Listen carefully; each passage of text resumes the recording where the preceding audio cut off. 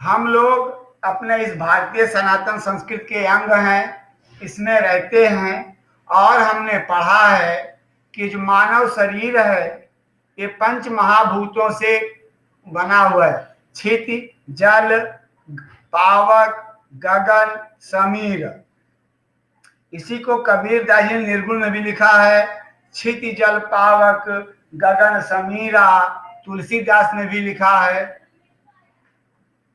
कबीर दास ने तो निर्गुण में लिखा है, तुलसीदास जी ने इसको चौपाई के क्रम में लिखा है कि क्षिति जल पावक गगन समीरा पंच रचित या अधम शरीरा। इन पांचों को पंच महाभूत कहा गया है, जिसके आधार पर कवि ने यहाँ अपनी रचनाओं को लिखा है। इसलिए कह रहा है कि ये सब मात्र बाहरी उपकरण नहीं है, ये हमारी जीवन रचना के पंच महाभूत तत्वों के भी प्रतीक है।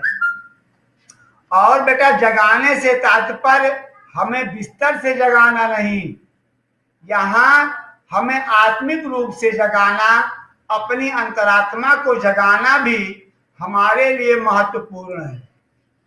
हम भले ही शारीरिक रूप से जाग रहे हों, लेकिन जब तक हमारी अंतरात्मा नहीं जागती है, वो हमारा जागना हमारे लिए विशेष महत्वपूर्ण नहीं होता।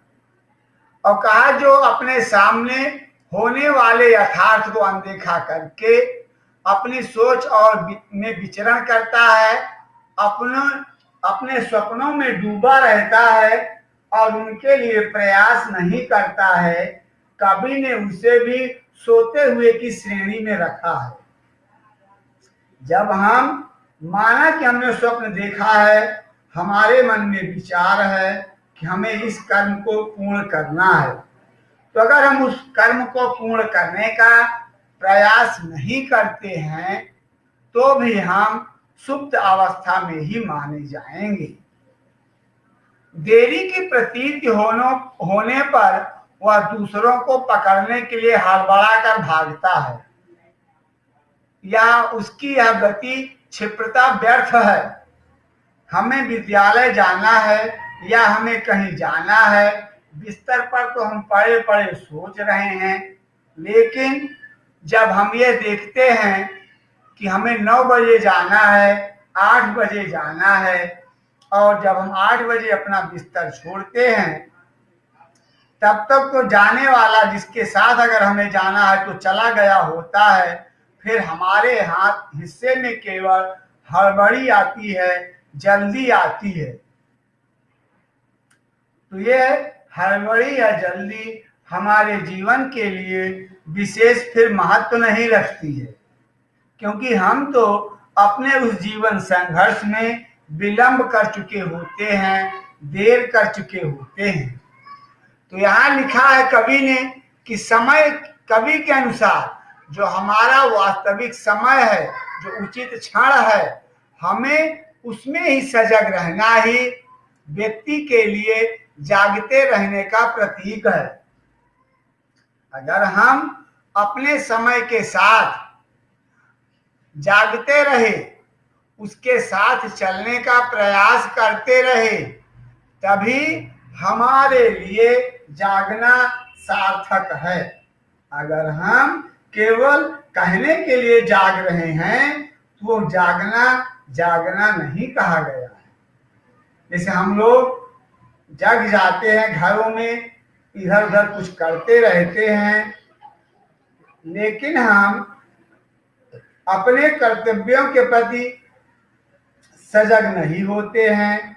हमें क्या करना है, हम उसके लिए तत्पर नहीं हैं, या उसके लिए हम तैयार नहीं हैं। तो कवि ने यही लिखा है, ऐसे लोगों को जगा हुआ नहीं बल्कि उन्हें सोता हुआ ही मानना चाहिए। और अब यहाँ पर कविता लिखी है, भाई सूरज जरा इस आदमी को जगाओ, भाई पवन जरा इस आदमी को हिलाओ। ये आदमी जो सोया पड़ा है, ये आदमी जो सोया पड़ा है, जो सच से बेखबर, सपनों में खोया पड़ा है। भाई पंछी इसके कानों पर चिल्लाओ, भाई सूरज जरा इस आदमी को जगाओ, वक्त पर जगाओ, नहीं तो जब बेवक्त जगेगा यह तो जो आगे निकल गए हैं उन्हें पाने घबरा के भागेगा यह। घबरा के भागना अलग है, क्षिप्र गति अलग है। क्षिप्र तो वह है जो सही क्षण में सजग है। सूरज इसे जगाओ, पवन इसे हिलाओ, पंछी इसके कानों पर चिल्लाओ। अब यहां कवि ने सूरज को संदेशवाहक बनाकर भेजा कि हे सूरज, ये जो संसार में सोए हुए प्राणी हैं इन्हें जगा दो। ये उन्माद की निद्रा में सोए हैं, आलस्य की निद्रा में सोए हैं, जगने का समय हो गया है, अपने कर्तव्य बोध का समय आ गया है, इन्हें जगा दो। हे पवन, तुम अपने पवन झकोरों से इन्हें जगा दो, क्योंकि यह आदमी जो आपके सामने अपने बिस्तरों में अपने स्वप्नों में सोया हुआ पड़ा है, यह सच से बेखबर है। इसको सच्चाई का ज्ञान नहीं है, इसको वास्तविकता का ज्ञान नहीं है, समय की महत्ता का ज्ञान नहीं है। ये भी अभी भी यह अज्ञान में है, अभी भी यह अज्ञान में है और ज्ञान से बेखबर, ज्ञान से दूर अभी ये अंधकार के सपनों में खोया हुआ पड़ा है। सपने में मीठे मीठे स्वप्न देख रहा है, लेकिन यह इस बिस्तर में पड़े हुए सपनों में सोते हुए सपनों में पड़े हुए यह अपने समय को व्यर्थ में नष्ट कर रहा है। अरे पंछी, इसके कानों पर चिल्लाओ, अपने कल कलरव के द्वारा इसको कानों को इतना आंदोलित कर दो, इसके कानों में इतनी ध्वनि भर दो कि यह अपने कार्य के प्रति, अपने कर्तव्य के प्रति सजग हो जाए, उसके प्रति तत्पर हो जाए। भाई सूरज, अगर ये अपने कर्म के प्रति, अपने कर्तव्य के प्रति सजग नहीं है, तत्पर नहीं है, ये जीवन अपना बेखबर होकर के व्यर्थ में ही गंवा देगा। और फिर लिख रहा है, भाई सूरज जरा इस आदमी को जगाओ।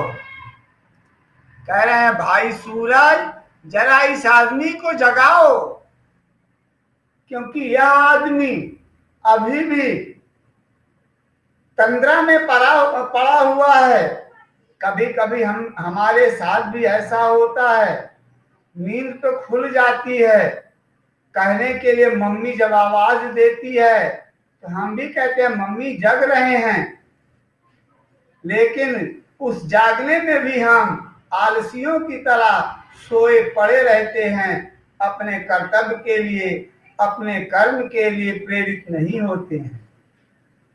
उसी लिए यहाँ कवि ने लिखा कि सूरज इसे जगाओ, और जगाओ, वक्त पर जगाओ, क्योंकि अब जागने का समय हो गया है, प्रातः काल हो गई है, सुबह हो गई है, रात समाप्त हो गई है, इसे जगा दो। क्योंकि जब नहीं तो जब बेवक्त जगेगा या तो क्या होगा, जब यह देर से उठेगा, विलंब करेगा उठने में और अपने निश्चित समय से देर उठेगा, सूर्योदय से पहले उठना चाहिए, नहीं तो सूर्योदय हो गया है, इसे उठा दो, इसे जगा दो। नहीं तो जब ये उठेगा और जब बेवक्त रहेगा, समय के बाद उठेगा तो ये बहुत पछताएगा, अपने जीवन में इसे बहुत ही पछताना पड़ेगा। क्योंकि इसके साथ चलने वाले तो इससे बहुत आगे निकल गए होंगे। आज हम जैसे देख रहे हैं, चलिए, सबने पढ़ा है कि मार्च में ही विद्यालय बंद हो गया, कोरोना का काल आ गया, कोरोना प्रारंभ हो गया, तो कुछ लोगों की जिंदगियां क्या रुक गई? कहा नहीं, जिंदगियां चली, लोगों ने चलना सीखा, लोगों ने आगे बढ़ना सीखा, नए नए तरीके सीख लिए। हम जो पढ़ने में, विद्यालय जाने में ही विश्वास रखते थे, आज हमने ये भी सीख लिया कि अगर हमारे अंदर लगन है, उत्साह है, तो हम इस प्रकार दूर रहकर भी अपना ज्ञानार्जन प्राप्त कर सकते हैं, अध्ययन कर सकते हैं। आवश्यकता है हमारे अंदर उस प्यास को जागृत करने की, जो हमारे अंदर पिपासा है, जो प्यास है, चाहे वो हम हों, चाहे बड़े हों, चाहे जो भी हों, ये सब के लिए ये नियम कारगर सिद्ध होता है। हमारे परिवार में भी लोगों ने नई नई योजनाओं को, विचारों को जन्म दिया, उन पर आगे भी बढ़े और अपने जीवन को इस 10 महीने के समय काल में अच्छे तरह से जीना सीख लिया। जो लोग आलसियों जैसा, राजाओं महाराजाओं जैसा जीवन व्यतीत कर रहे थे, उनको भी समझ में आ गई कि हम अपनी जीवन रक्षक आवश्यकताओं के द्वारा ही जीवित रह सकते हैं, वो हमारे जीवन को एक नई दिशा दे सकती हैं। इस प्रकार बेटा, ये जो समय है, जो आपदाएं आती हैं, वे भी हमें एक प्रकार से दृढ़ता ही प्रदान करती हैं। कहते हैं जो अपने आध्यात्म धर्म दर्शन को मानने वाले हैं, वो यही कहते हैं प्रभु, और सामान्य रूप की हम बात नहीं करते, लेकिन जो धर्मात्मा हैं, जो ज्ञानवान हैं और इस मोह माया से बचना चाहते हैं, वो यही कहते हैं प्रभु, अगर वो भक्त के रूप में है तो यही कहते हैं प्रभु, हमें थोड़ा थोड़ा कष्ट देते रहना, जिससे हमें उस ईश्वर का ध्यान हमेशा आता रहे।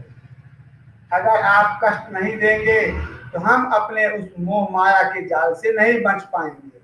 तो कवि ने लिखा कि अब व्यक्ति भी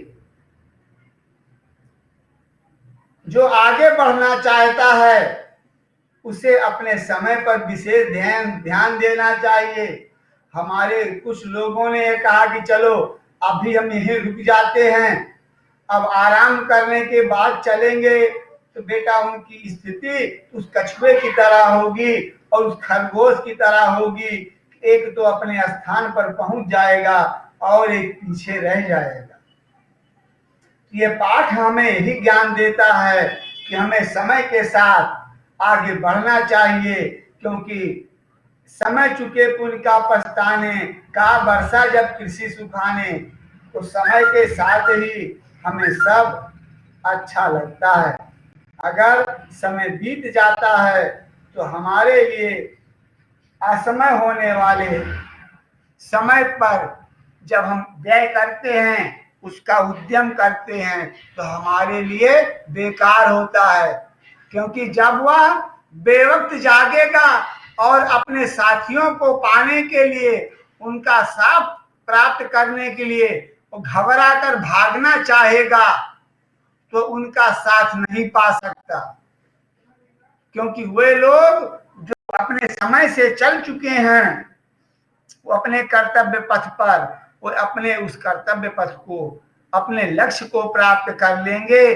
और ये घबरा के भागने वाला प्राणी इनके पीछे ही दौड़ता रह जाएगा। घबरा के भागना अलग है, क्षिप्र गति अलग है। घबरा के भागे वो अलग है, हम तेज दौड़ते हुए चले वो भी अलग है। लेकिन वो तीव्रता, सजगता तो वह है जो सही क्षण में सजग है।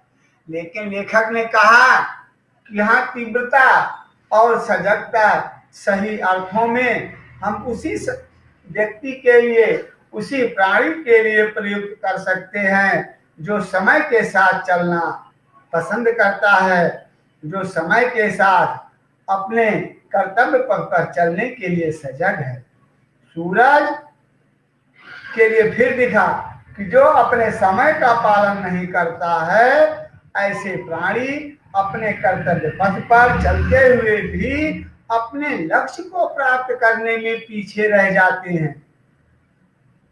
इसलिए समय का ध्यान देते हुए अपने कर्तव्य पथ पर आगे बढ़ते हुए हमें अपने लक्ष्य की प्राप्ति के लिए सजग रहना चाहिए।